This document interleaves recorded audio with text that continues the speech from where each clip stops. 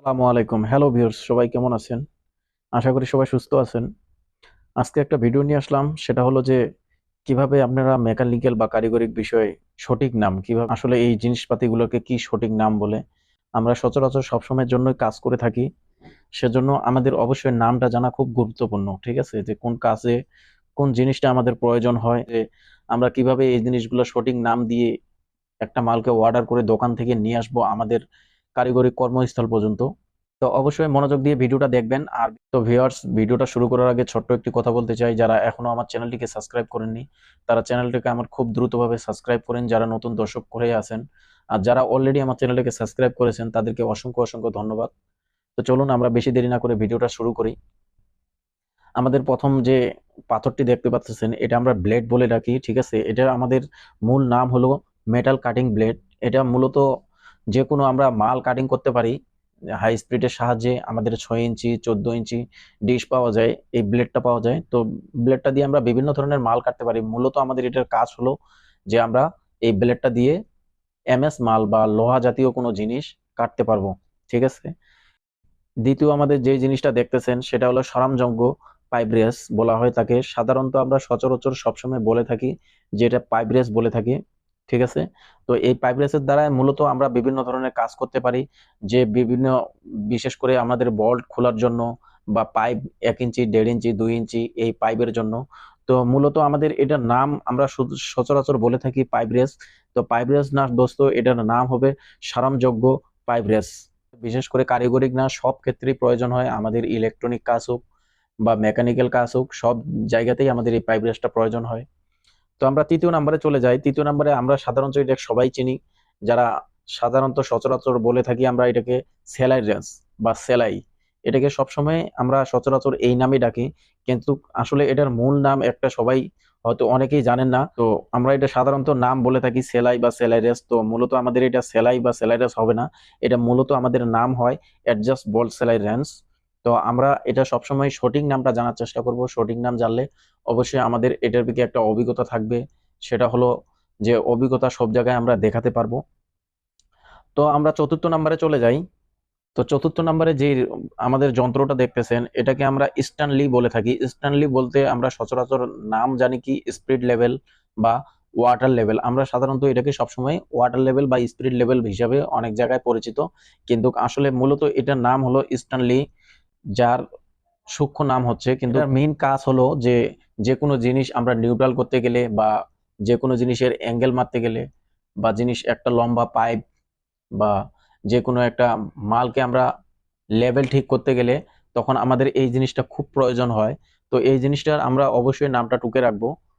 তো আমাদের পঞ্চম নাম্বারে যেটা দেখতেছেন সেটা হলো, আমরা সাধারণত এটা অবশ্যই দেখে বুঝতে পারতেছেন, ট্রাইং স্কোয়ার, অর্থাৎ আমরা এটাকে কেউ কেউ সচরাচর বলে থাকি অ্যাঙ্গেল মাটাম বা মাটাম বলে থাকে।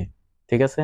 তো এটার মূলত মাটাম বা অ্যাঙ্গেল মাটাম হবে না, এটার মূলত নাম হবে ট্রাইং স্কোয়ার। তো আমরা এটা সাধারণত বিভিন্ন কাজে ব্যবহার করে থাকি।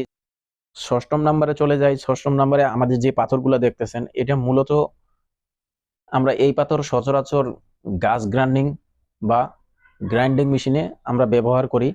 তো এই পাথরটার নাম আমরা সাধারণত কি বলি, শান পাথর বা মেটাল পাথর। তো এটার মূলত নাম হবে গ্রাইন্ডিং হুইল। গ্রাইন্ডিং হুইল আমাদের খুব প্রয়োজন হয় যে কোনো মালকে ঘষার জন্য, নাট বা লোহা জাতীয় মেটাল জাতীয় জিনিস, যে কোনো জিনিসেই আমরা এটাকে খুব দ্রুতভাবে ঘষতে পারি।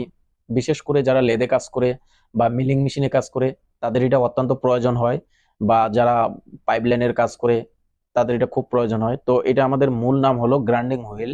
আমরা এটাকে অনেক নামে চিনি, মেটাল পাথর বলি, কেউ হাই স্পিড পাথর বলি, তো বিভিন্ন ধরনের নাম বলি। তো এটার মেইন নাম হলো গ্রাইন্ডিং হুইল।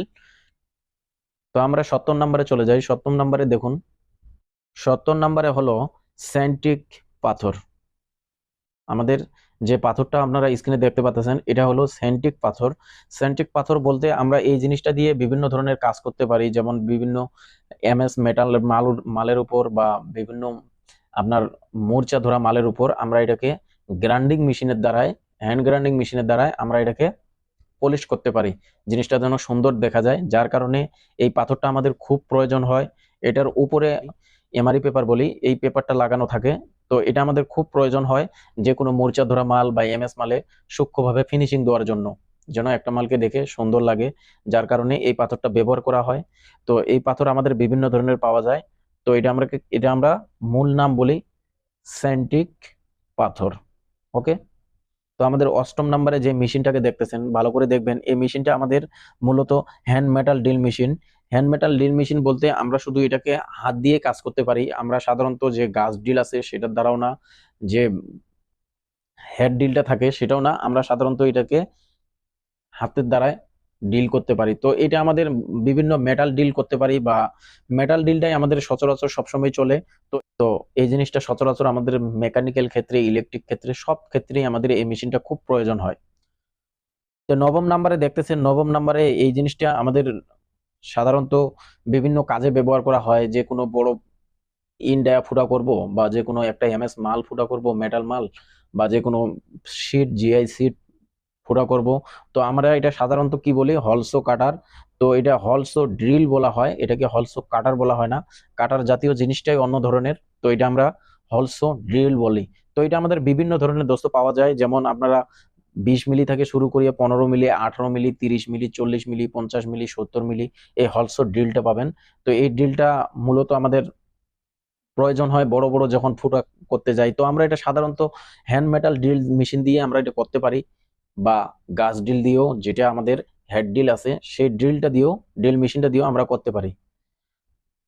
এটা আমরা পাঞ্চ বলে থাকি। ঠিক আছে।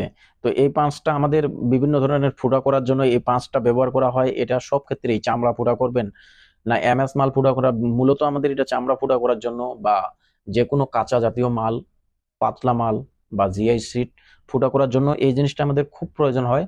তো অবশ্যই এইটার জিনিসটা আমাদের বিশেষ করে অনেকেই জানেন না এই জিনিসটার নাম, বা অনেকেই জানেন না এটার কাজ কি, বা অনেকেই বুঝেন না যে এটা এরকম জিনিসও আমাদের মেনটেনেন্স লাইনে পাওয়া যায়। তো আমাদের দেখতেছেন 11 নম্বরে যে জিনিসটা, সেটা হলো, সেটা আমরা সচরাচর সবাই চিনি। এটা দিয়ে আমরা মূলত বিভিন্ন ধরনের বল্ট খুলতে পারি। তো এটা হলো এল এলেং। এটার নাম মূলত হলো এল এলেং। আমরা সাধারণত কি বলে থাকি, এল বা এলেং কি বলে থাকি। ঠিক আছে। তো এটা আমাদের সচরাচর দোস্ত আমরা সাধারণত সবসময় বলে থাকি এল বা এলেং কি। তো এটার মূলত নাম হলো এল এলেং। ঠিক আছে। তো এটা আমরা বিশেষ করে যে কোনো 6 পোলের হেড যদি আমাদের থাকে, 8 নাম্বার, 10 নাম্বার, এটা বিভিন্ন ধরনের মিলিমিটার বা টিপিআই বা এই স্ট্যান্ডার্ড মাপে আমরা পাই।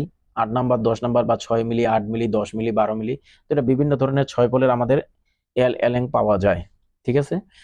তো আমরা তারপরে দেখব, যেটা আমাদের দেখতে পাচ্ছেন সাধারণত এটা সবসময় আমরা কি বলে থাকি, প্লাস। তো এটা আমরা মাঝে সাঝে কেউ কেউ বলে থাকি জাম্প প্লাস বা প্লেয়ার্স। ঠিক আছে। কিন্তু মূল এটার নাম হবো কম্বিনেশন প্লেয়ার। ঠিক আছে। তো এটাকে আমরা মূল নাম কি বলবো, কম্বিনেশন প্লেয়ার কাজে লাগে। যেমন আপনারা ইলেকট্রিক কাজে লাগাইতে পারেন, তারের ঘষা মাজা বা কিছু শক্ত জাতীয় জিনিস ধরে রেখে জিনিসটা কাজ করার জন্য। তো আমরা এটা কম্বিনেশন প্লেয়ার, আমাদের এটা খুব সবসময় প্রয়োজন হয় যে কোনো কাজের ক্ষেত্রে। তো তারপরে আমাদের যে মেটালটা দেখতেছেন, সেই মেটালটা হলো যে আমাদের ব্লেড। এটাকে আমরা কি বলে থাকি, সাধারণত অবশ্যই দেখে চিনতে পারতেছেন যারা এই ব্লেডটা দিয়ে কাজ করেন, মেটাল কাটিং ব্লেড। এটা সাধারণত মেটাল কাটিং না, সব ধরনের কাটিং আমরা করি, বা সব ধরনের মেটালকে কিন্তু কাটা যায় এটা দিয়ে। ঠিক আছে। এখন এমএস বলুন বা সিআই বলুন। তো এটা আমাদের সাধারণত হ্যান্ড গ্রাইন্ডিং মেশিন দিয়ে চলে। হ্যান্ড গ্রাইন্ডিং মেশিনটা মূলত আমাদের সবসময় এটা দিয়েই, এই ব্লেড দিয়ে কাটা যায়। তো আমরা এটা বিভিন্ন ধরনের ব্লেড পাই, যেমন 18, 160 বা 14। আমরা এইসব ব্লেড সবসময় বেশি পাই। তো এই মেটাল কাটিং ব্লেডটা আমাদের খুব প্রয়োজন হয়, বিশেষ করে যে কোনো মালকে কাটার জন্য। তো তারপরে আমাদের এই জিনিসটা সবাই সচরাচর চিনি, মেজারমেন্ট টেপ, যাকে সবসময় আমরা মেজারমেন্ট টেপ বলেই থাকি। বেশিরভাগে অনেকেই বলি আমরা স্টিল টেপ, মেজারমেন্ট টেপ। তো এটা বলেই থাকি। ঠিক আছে। তো তারপরে আমাদের দেখতে পাচ্ছেন যে পরবর্তী আমাদের জিনিস মেশিনটি যে যন্ত্রটা, এটাকে আমরা বেশিরভাগই লোক খুব কম চিনি। যেমন মনে করেন, এটাকে মূলত আমরা হ্যামার ড্রিল মেশিন বলি। তো হ্যামার ড্রিল মেশিনেই এটাকে ইংলিশ ভাষায় বলা হয়।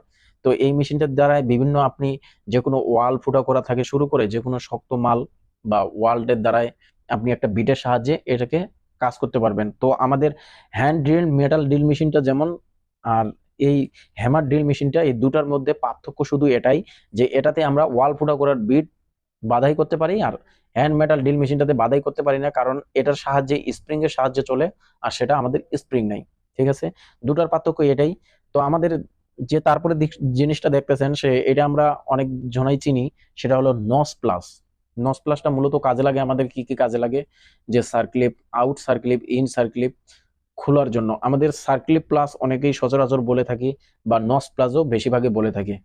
তো তারপরে দোস্ত দেখতেছেন যেটা আমাদের খুব প্রয়োজন হয় যে কোনো কাজের ক্ষেত্রে, ইলেকট্রিশিয়ান হোক বা আপনার ওয়াটার পাইপলাইনের কাজ হোক, সেটা হলো ফ্ল্যাট ফাইল। এই ফ্ল্যাট ফাইলটা আমরা সচরাচর ফাইল বলে থাকি, রেত বলে থাকি।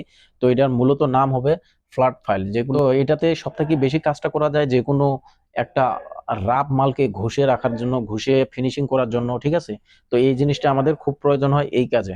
ঠিক আছে, তো তারপরে দেখুন আমাদের এটা হ্যামার। এই হ্যামারটাকে আমরা বিভিন্ন ধরনের নাম বলে থাকি, 1 পাউন্ড হ্যামার, 2 পাউন্ড হ্যামার।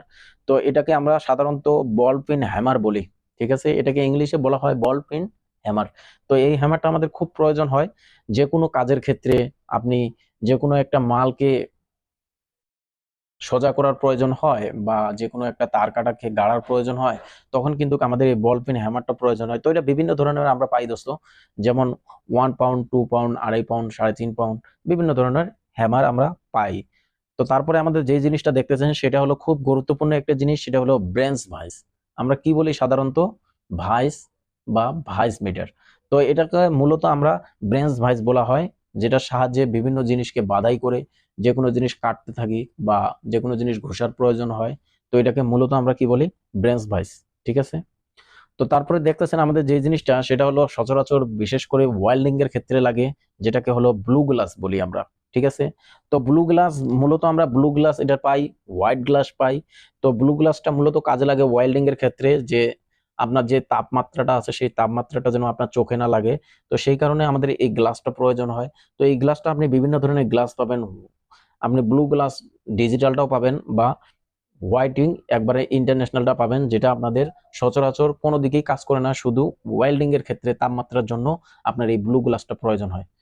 তো ভিউয়ার্স, এই পর্যন্তই আমরা 20টা যন্ত্রপাতির নাম জানলাম, 20টা যন্ত্রপাতি খুব গুরুত্বপূর্ণ ওয়ার্কশপ বিভাগের ভিতর। তো সবাই এই পর্যন্তই, আমার ভিডিওটা আর বেশি বড় করতে চাই না, এমনিতেই আমার ভিডিওটা অনেক বড় হয়ে গেছে। তো সবাই সুস্থ থাকবেন, ভালো থাকবেন। এখনো যারা আমার চ্যানেলটাকে সাবস্ক্রাইব করেনি তারা খুব দ্রুতভাবে আমার চ্যানেলটাকে সাবস্ক্রাইব করে বেল বাটনটি টিপে রাখবেন, যেন নিত্য নিত্য ভিডিও আপনাদের কাছে নোটিফিকেশন চলে যায়। আর অবশ্যই সবাই আমার জন্য দোয়া করবেন, সবার জন্য দোয়া রইল। সবাই সুস্থ থাকবেন, ভালো থাকবেন। আসসালামু আলাইকুম।